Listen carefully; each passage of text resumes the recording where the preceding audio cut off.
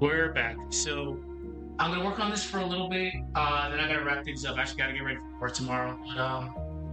But we've done a stream earlier. We should be good. But we'll continue on. Again, this video is not gonna be released anytime soon. So every day we'll do as much as we can. I think we're on section 4 right now. So let me just actually just make this a lot easier.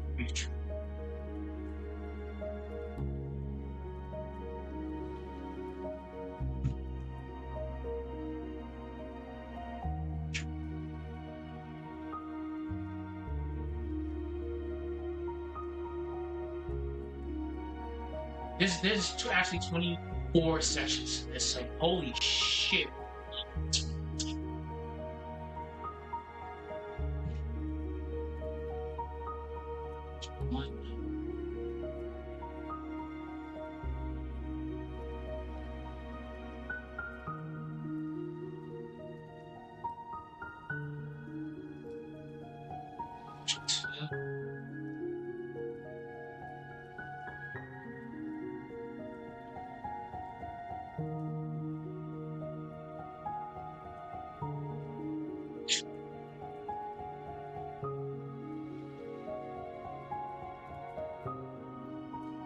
So we're on section 3.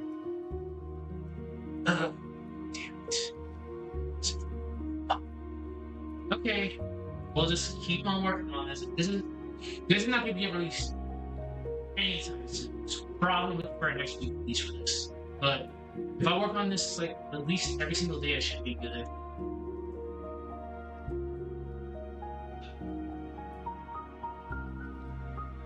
The real Vira didn't disappear. She was just trapped between layers of duty, locked behind a facade, sharpened by expectation. Behind that facade, fade. Okay, alright, word. We're just gonna ignore every word recommendation. Word wanted me to remove facade and fade. Sure.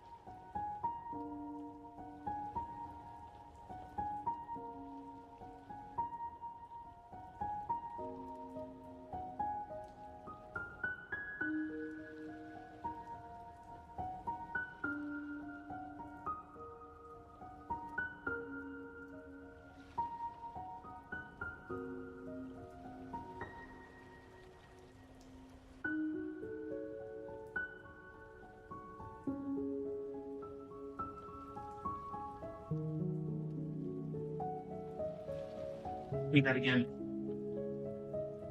Katalina, her friend, became something more dangerous, a fixed point. The one who offered Vera emotional safety had become the axis around which the false self spun. Alright, I like it. I like it. Let's go.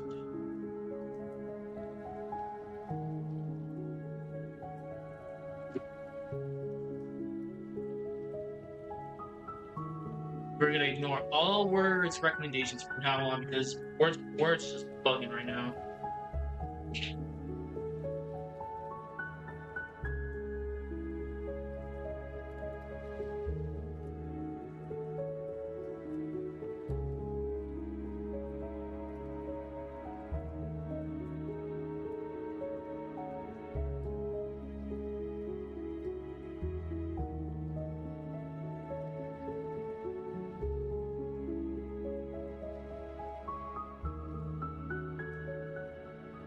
With me here. Bear with me.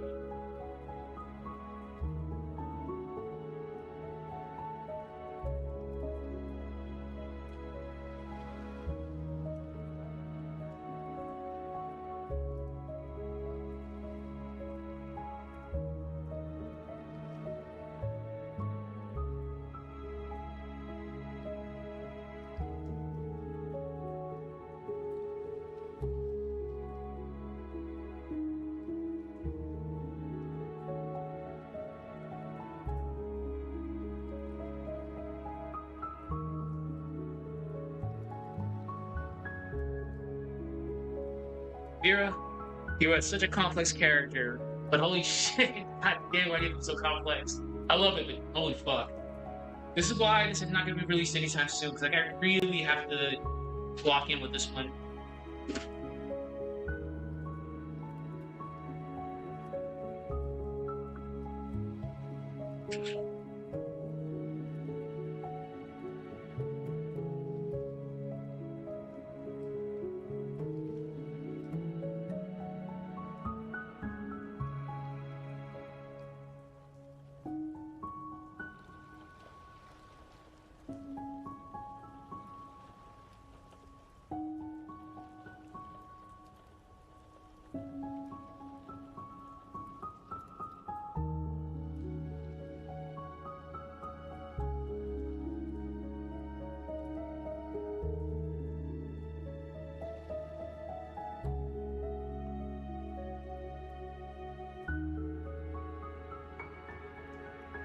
652 somewhere else in the world right now.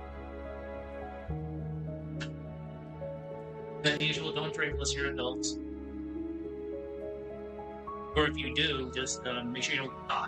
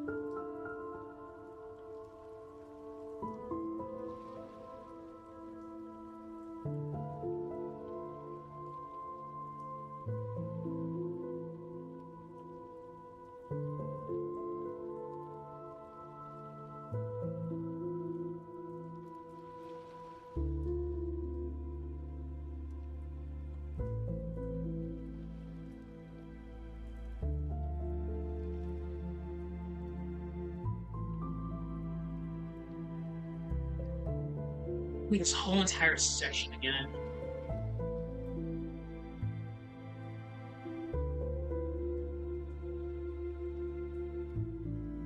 There is a moment in trauma when the self stops growing and starts performing. For Vira, that moment came when she was granted a high-ranking position in Albion. Let's Lord Commander, I'll fix that later.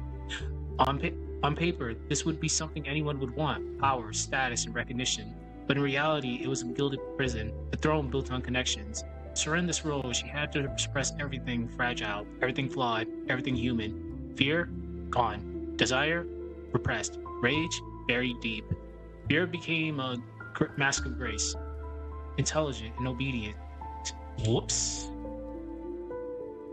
Always proofread.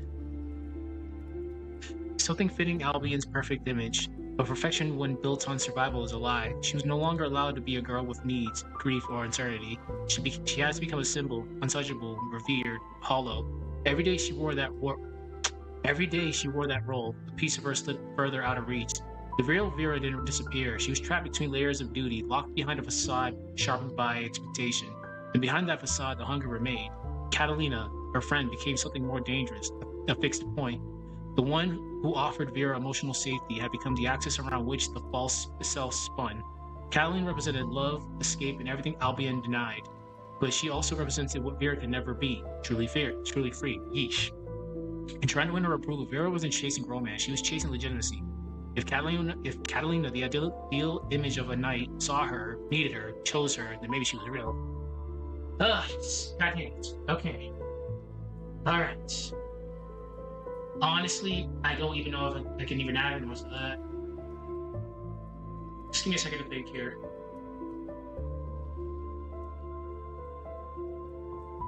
I'm thinking about that. We don't need to add anything more to this.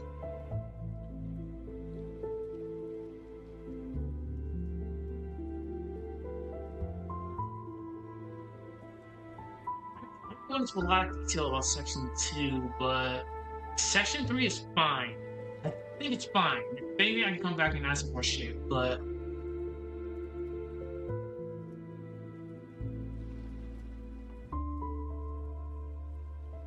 fuck it. All right, we'll continue on. Then I'll move on to section 4.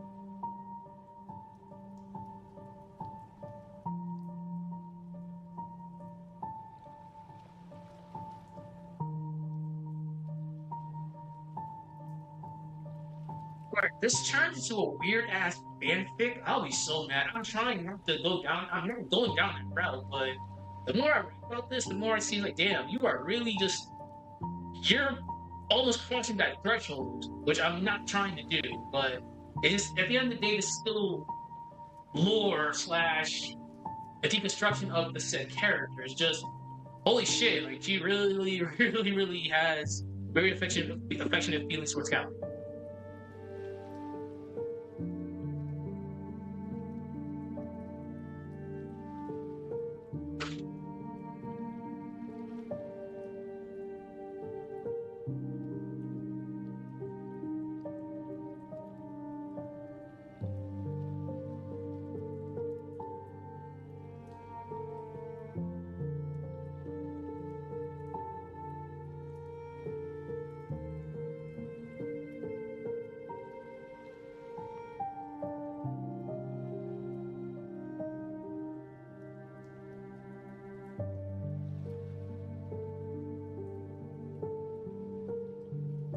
That's it.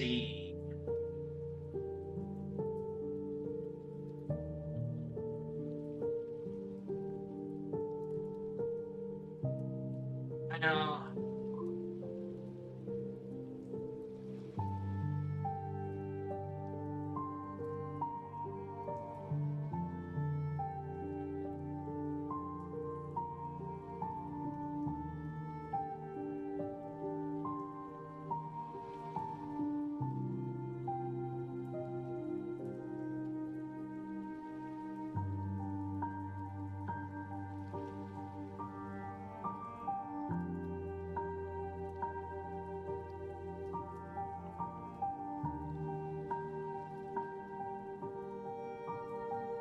God, the more I'm writing and the more I'm like reading what I write, I'm like, damn, we are really we're dangerously close to that threshold. Dangerously close.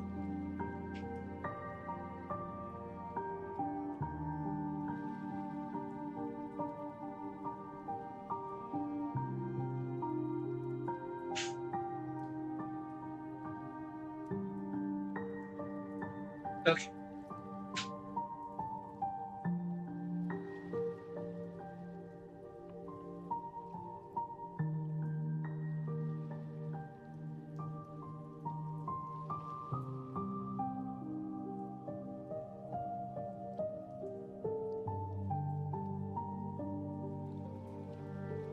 Pose should be not a hat.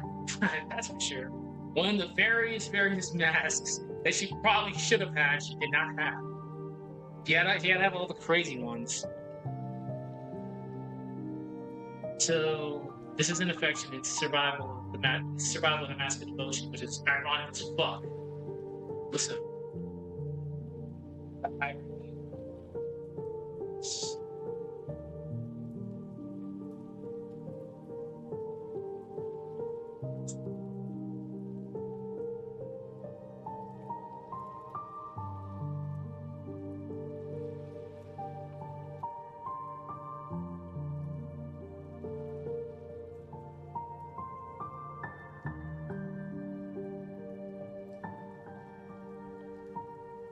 yeah, because I gotta think of it. Hold on.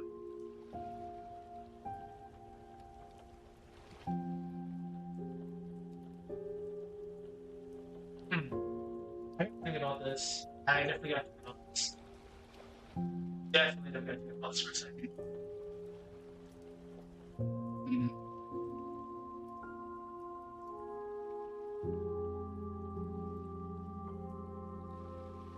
I have a train of thought in my dome right now. I just don't know how to go with it.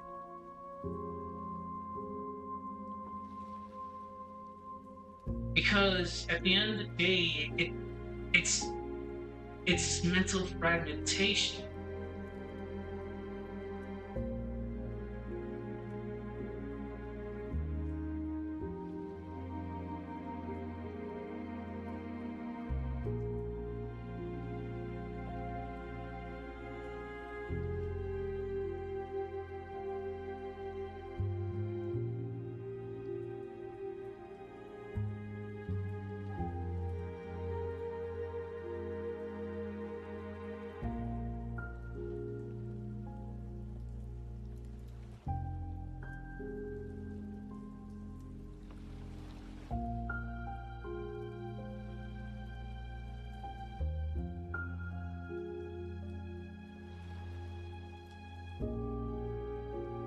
There is a special case in regards to this because it's not the please notice me senpai thing. It's like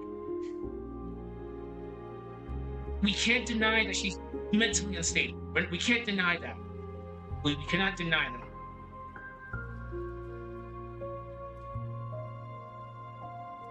I'll get back to this angle. I'll get back to this angle later. We can't do that yet. I need to really think about that. Okay, well, we can move on to section 4. I can actually make this a little better.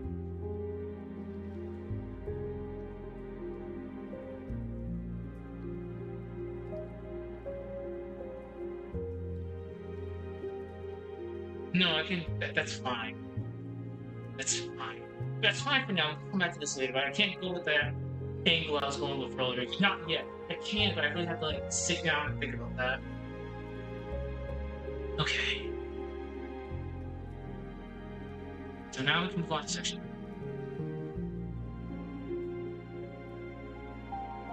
Remember correctly, section 4 is the present conditional love.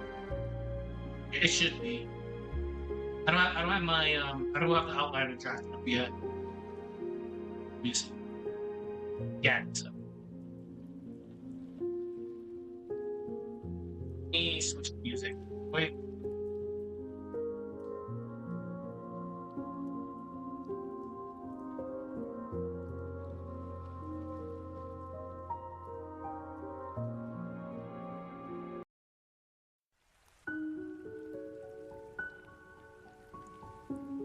Music helps me like focus. That's why I always have music in the background.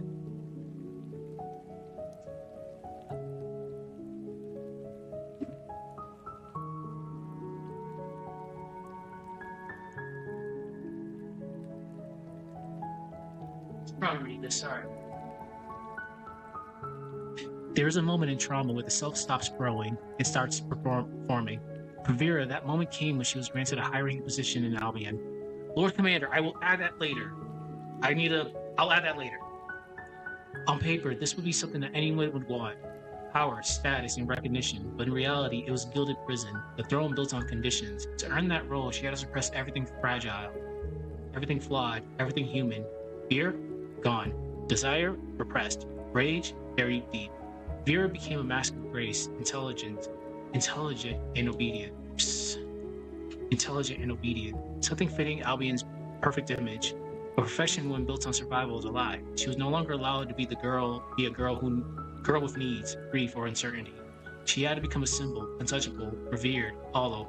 Every day she wore that role, a piece of her slipped further out of reach. The real Vera didn't disappear. She was trapped between layers of duty, locked behind a facade of sharpened by expectation. And behind that facade, the hunger angered. Remained, Jesus Christ. And behind that facade, the hunger remained. Katalina and her friend became something more dangerous, a fixed point. The one who offered Vera emotional safety had become the axis around which the false self spun. Katalina represented love, escaping everything Albion denied, but she also represented what Vira could never be, truly free. In trying to win her approval, Vira wasn't chasing romance, she was chasing legitimacy. If Katalina, the ideal image of a knight, saw her, needed her, chose her, then maybe she was real. So her love deepened, not because it was freely chosen, it evolved from the same place all trauma-bond attachments do, necessity. Katalina wasn't just someone Vera admired, she was the last thread keeping her from unraveling completely. This isn't affection, it's a mask of devotion. I'm gonna end that better later. Because I think I can use that angle, but we'll figure that out later. We'll just move on to section 4. I can double back afterwards. So section 4 should be the price of conditional love.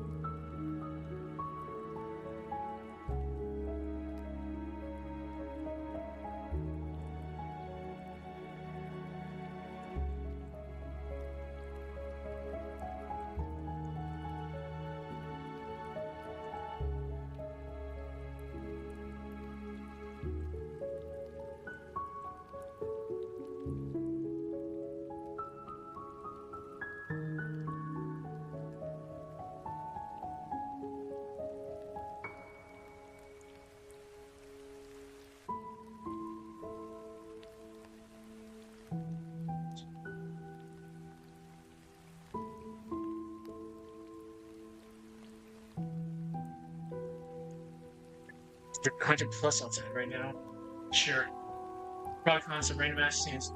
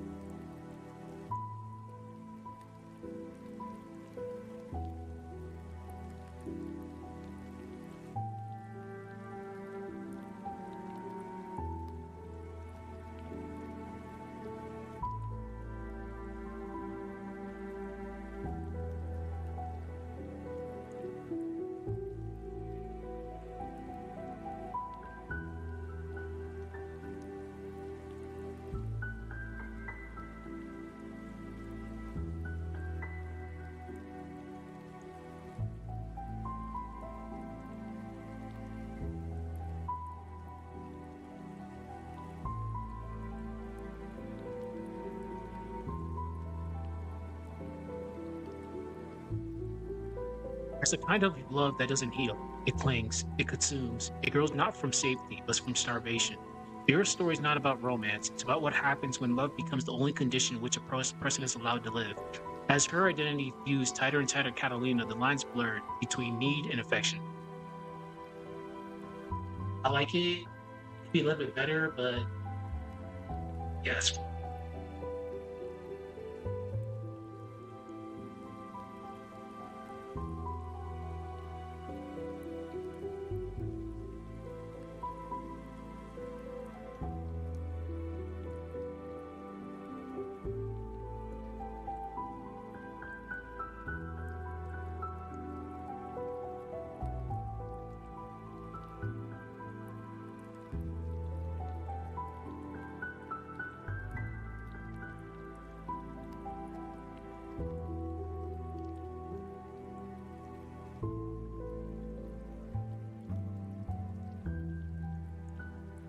Yeah, that sounds better. As her identity fused tighter and tighter to Katalina, the lines blurred between need, affection, safety, control, existence, and erasure. There we go. There was a lot more I could have added there. So,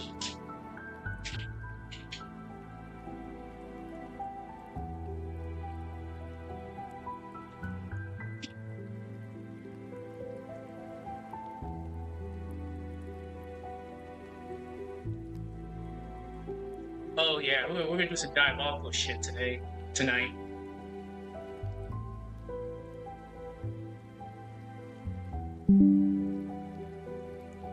How many times must I update this PC? Alright, I'll do that after.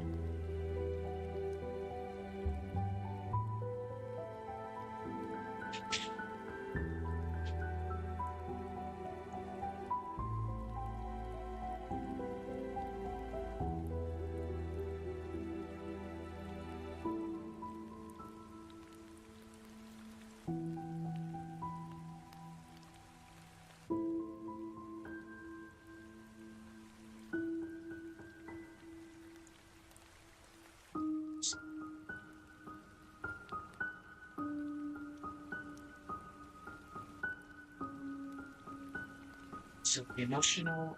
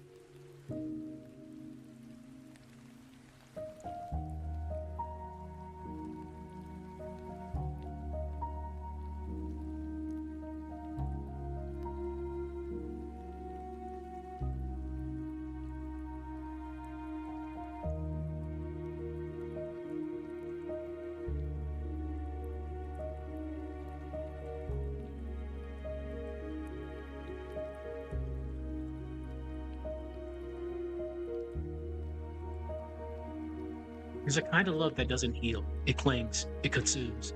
It grows not from safety, but from starvation. Vira's story is not about romance. It's about what happens when love becomes the only condition which a person is allowed to exist. As her identity fused tighter and tighter to Katalina, the lines blurred between need, affection, safety, control, existence, and erasure. Without Catalina's gaze, there was no mirror, no proof that Vira was still there, and so she clung on to the one thing that ever made her feel real. The emotional bond Vera formed was never about desire in a traditional sense, it was about confirmation.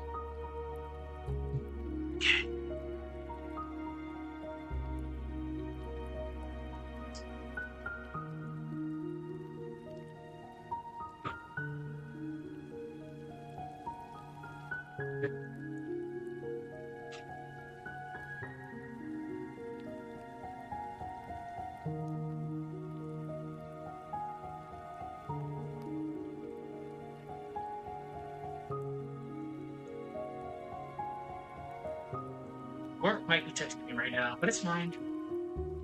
See you guys every day. This kind of attachment is terrifying. It turns affection into an ultimatum. It does.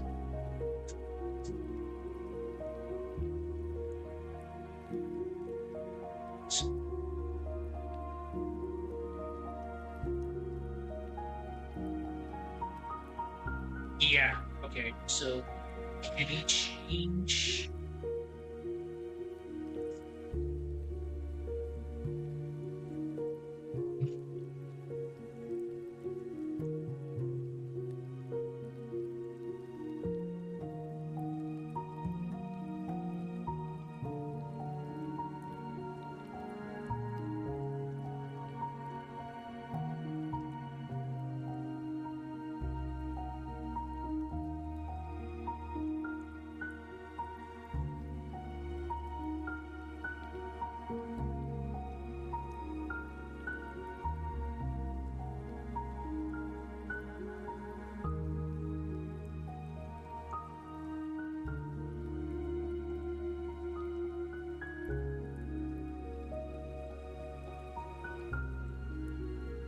I think I can give examples here.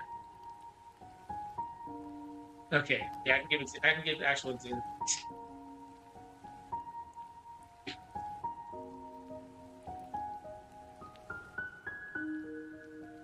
So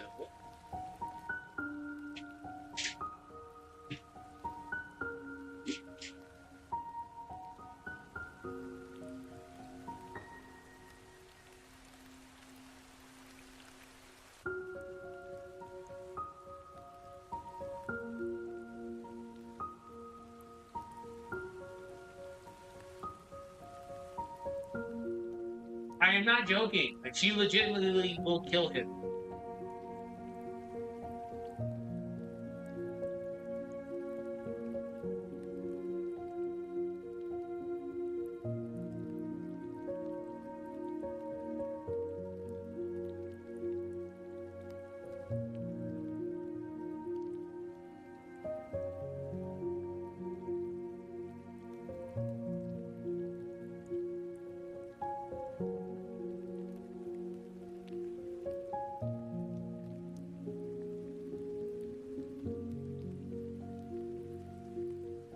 I'm not in a relationship with Brandon Vita, so it's like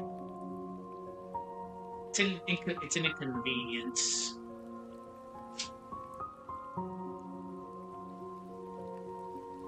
If I could fucking spell, oh my god.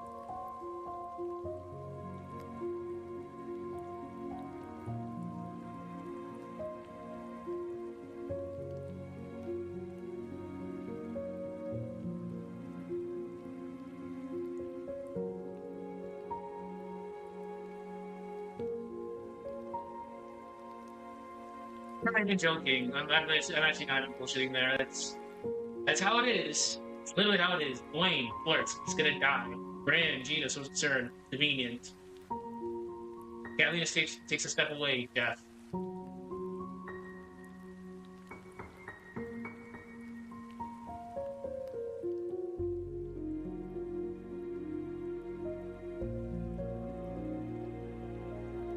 Hold on.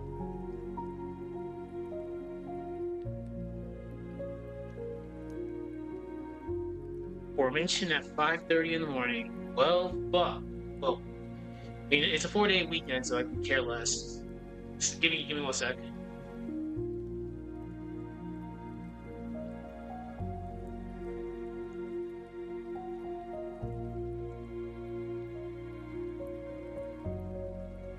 Cool. Sorry about that.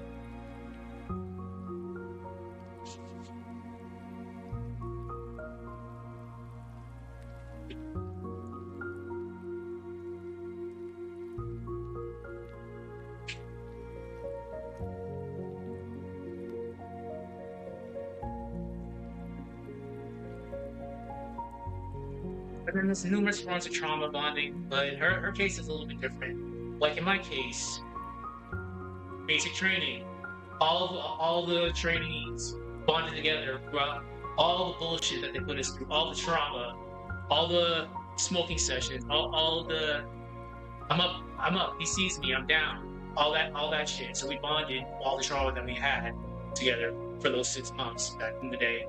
But in her case, it's different, but it's still a form of trauma bonding.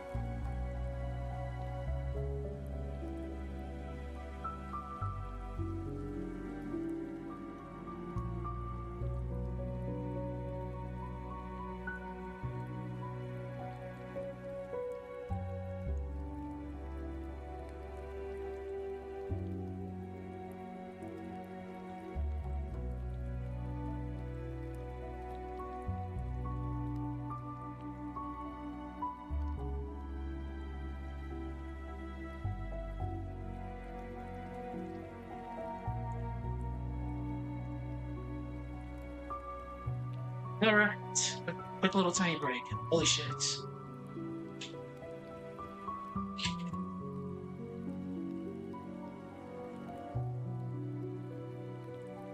We can still go into more detail about this. Like, how long?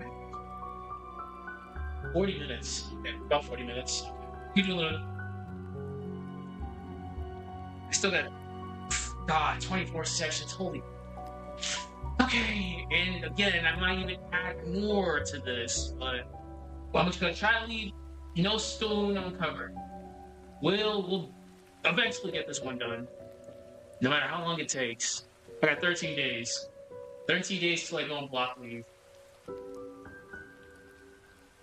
Oh man, I'll be back in the league room. Holy shit, yeah, it's been a while. Alright, so.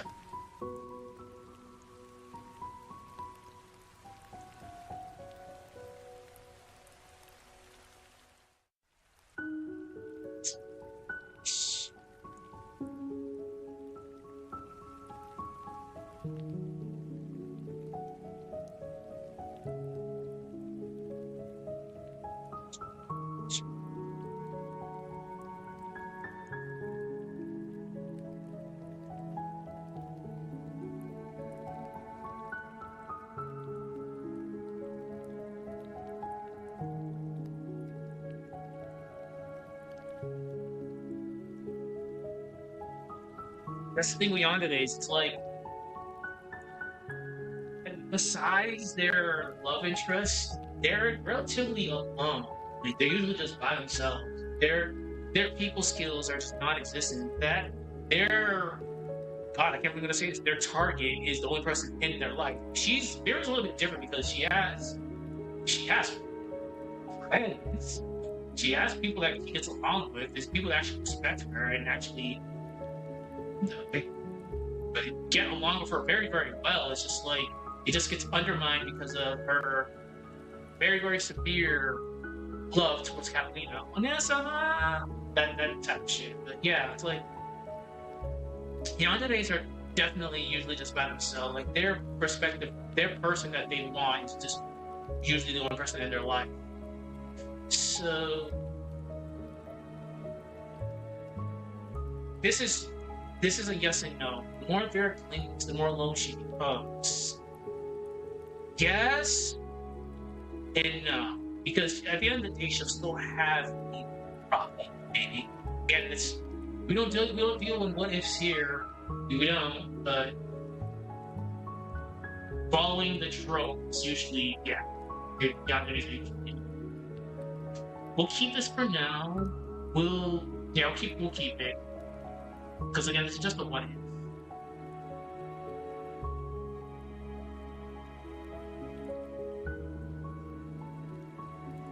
Okay.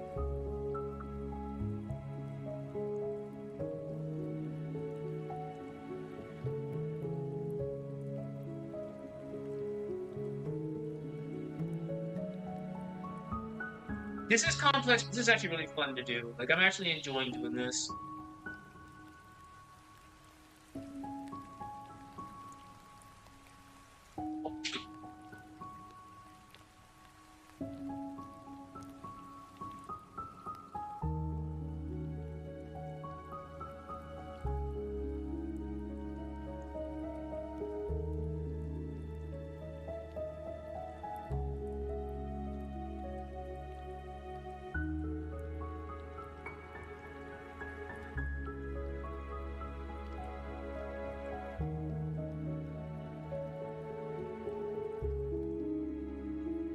You can love it on the thread.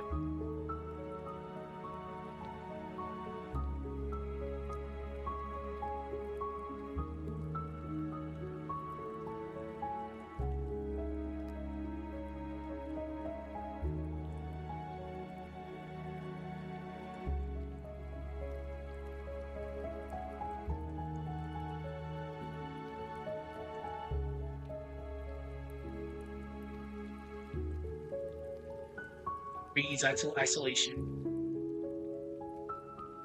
Control reads isolation. Isolation breeds more fear. Yeah, that's isolation.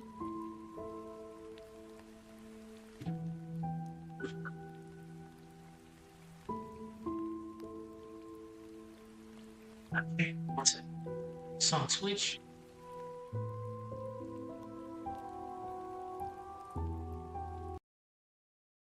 Y'all having some repeat.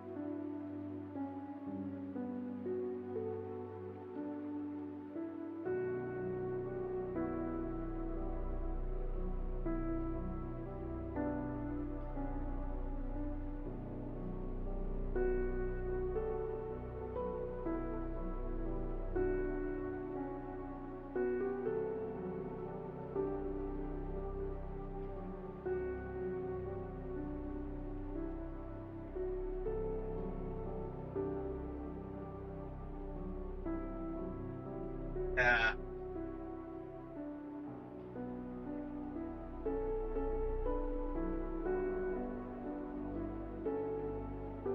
okay, let's read this. There's a kind of love that doesn't heal. It clings, it consumes. It grows not from safety, but from starvation. Vira's story is not about romance. It's about what happens when love becomes the only condition in which a person is allowed to live. As her identity fused tighter and tighter to Katalina, the lines blurred between need, affection, safety, control, existence, and erasure. Without Catalina's gaze, there was no mirror, no proof that Vera was still there, and so she clung to the one thing that ever made her feel real.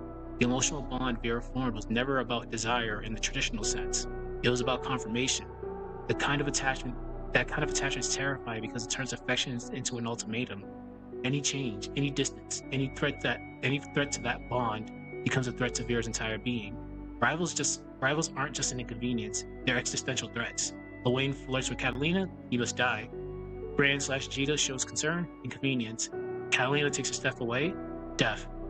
This is the heart of trauma-bonded obsession, the belief that you are only alive when someone confirms you are, that you only matter when you're needed. Over time, affection hurdles fear. Fear calcifies into control. Vera doesn't lash out because she wants power. She lashes out because she believes it's the only way to stop her world from falling apart. If she doesn't hold Catalina close, she'll be left behind. And if she is left behind, she is nothing. It's not malice, it's survival. Twisted, tragic survival. But the more Vera clings, the more alone she becomes. Her world shrinks until Catalina is its only inhabitant.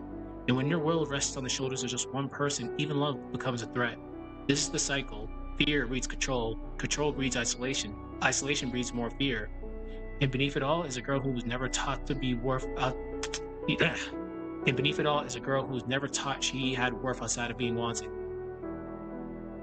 I like it. I like it. I like it.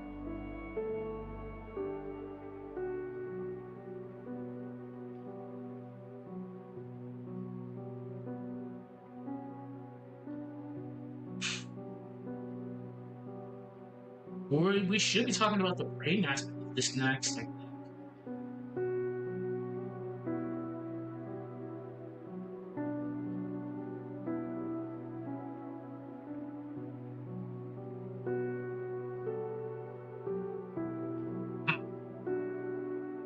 this is like fear breeds control, control breeds isolation, isolation breeds more fear. Beneath it all is a girl who was never taught she had worth outside of being wanted.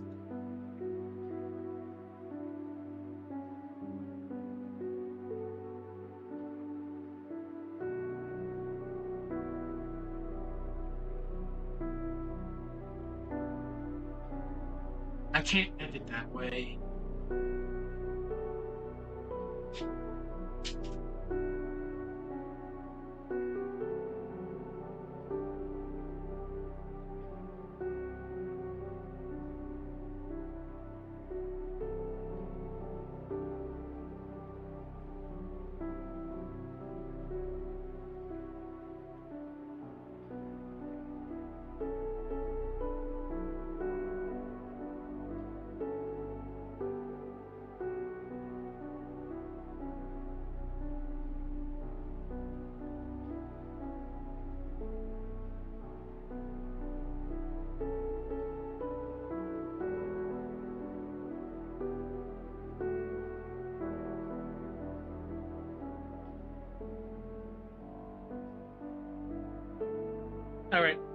So today we've done a lot today actually. Finished up section 2. We finished up section 3. We went over it. We just finished up section 4.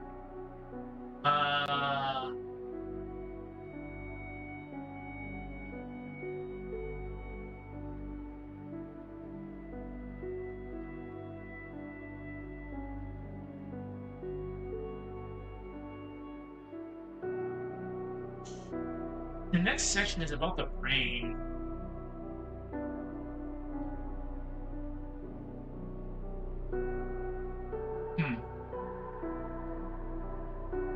I'll start it and we'll wrap it up tomorrow. We'll continue after tomorrow.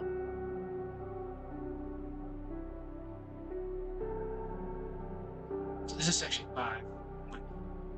Section 5 out of 24. Probably. Section 5. I love always going back to the brain. It's always the brain. Especially in my horror ones, especially in my horror videos. Okay, let's just start this. And again, tomorrow, we'll finish off the section. So, oops.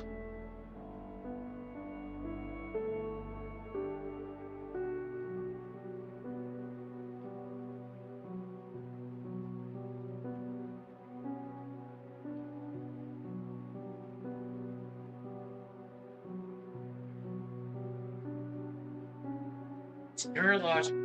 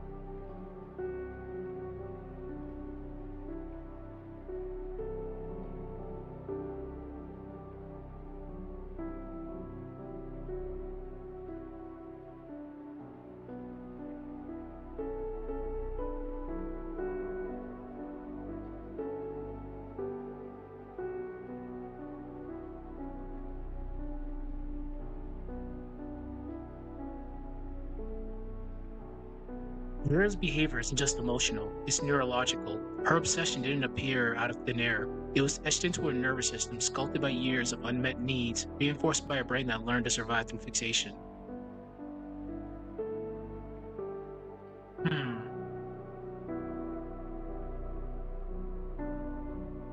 Alright, I'll do about 90 minutes for the wrap up. Finish up the 1 hour mark.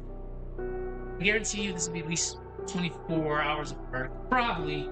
If I'm doing at least 4 hours, well, at least 2 to 3 hours of work on this a day, yeah, this will probably be pushing at least 15 to 20 hours, maybe. Holy shit, what a video this is gonna be. Ow.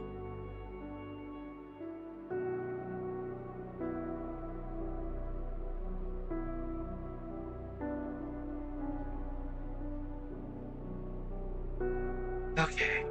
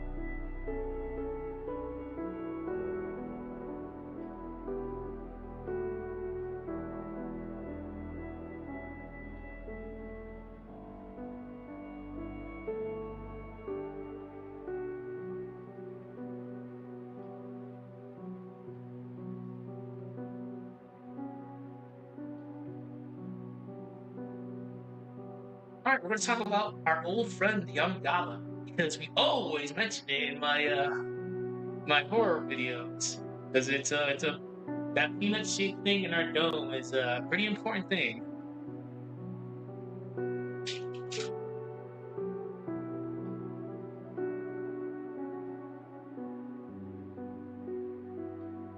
I'll probably be mentioning it like at least like 50 more times next month because it always ties back to the Yangala or the prefrontal cortex.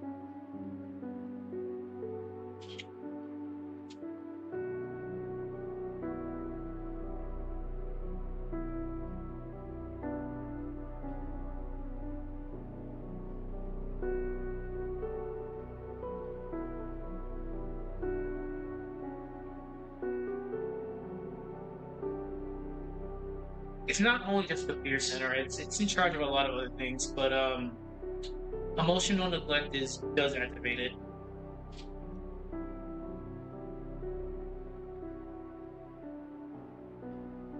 It doesn't just respond to danger. But yes, it's the peanut shaped thing in our gray matter that's in charge of it. It doesn't just respond.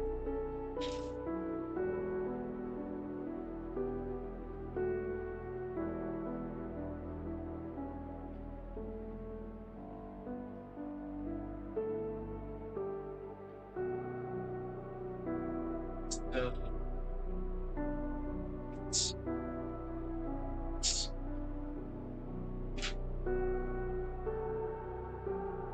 oops.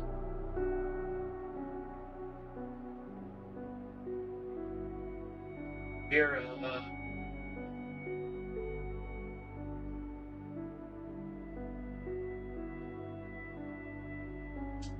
it's funny in her case because if it's anything like involving Katalina, Vera goes through very, very weird, colorful like moods or expressions. So Vera, any change? Oops. Behavior, not such a it's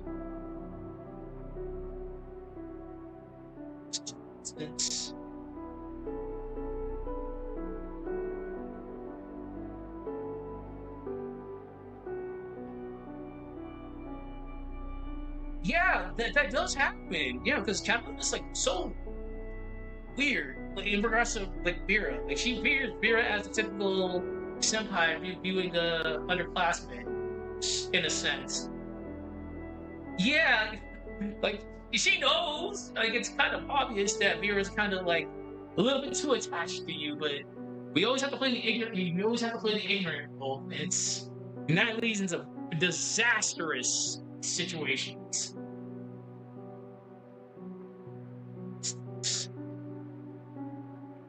Uh,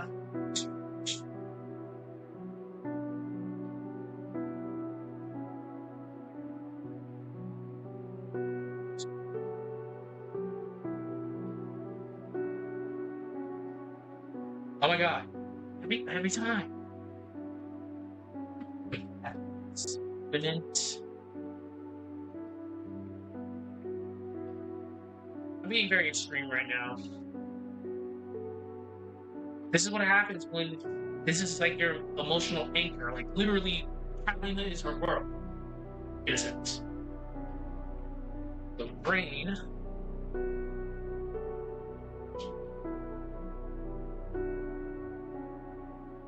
If you have time, research how the brain works. You'll be like, honestly surprised. That little gray piece of matter in your dome is very obviously it's complex. There's a lot going on over there.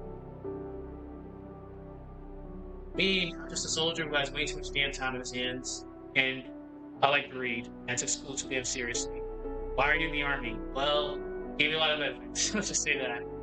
And it opens up a lot of doors. But yeah, just take the time, research the brain, and you'll be surprised about a lot of things that it does.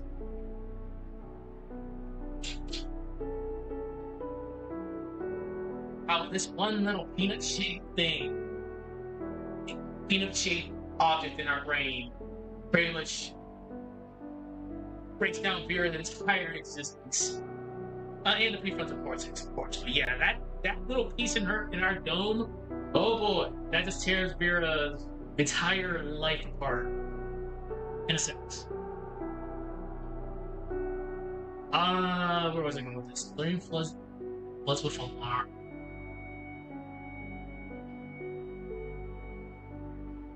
Yeah, okay. The brain floods with alarm, triggering the same psychological panic as a life-threatening event.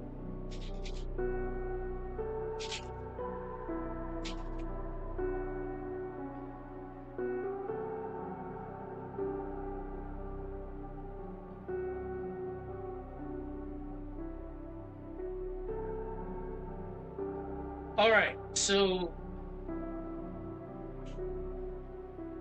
I'm pretty familiar with the body's hormones. So oxytocin that's the bonding hormone in your body. So in Vera's case, yeah, it definitely is prevalent. So we can talk about that real quick, and I definitely do gotta wrap it up. So I gotta get ready for work. Again, we'll have a 4-day, Friday and Monday I'll be off, so we can do a lot of work. This is not done yet. Then, all right, I forgot to hide. Of course. Then there is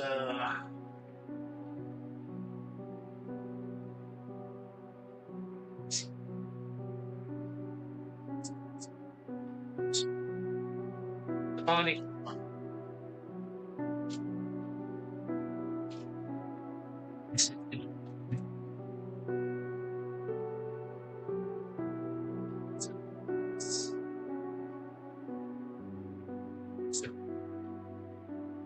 Relationships.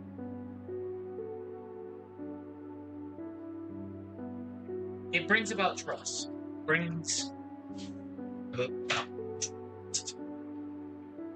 it's different it's different like with trauma survivors though. When trauma survivors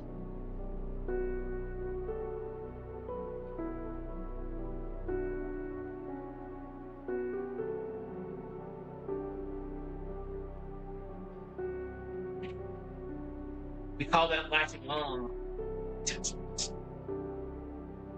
In a sense, it magnifies connection. It magnifies connection. Regardless of whether or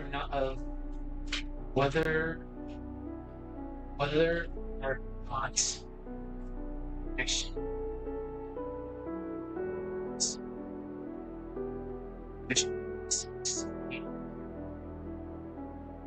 So in Vera's case, it's like so every moment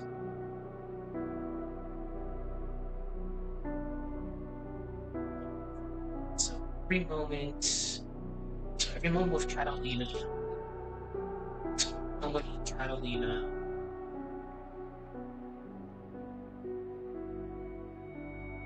Every word. The idea we're getting for every glance.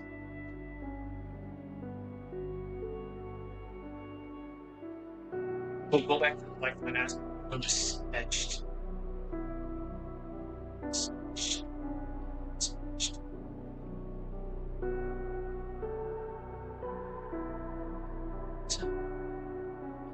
It's in a sense, it's a high. High rating Jesus.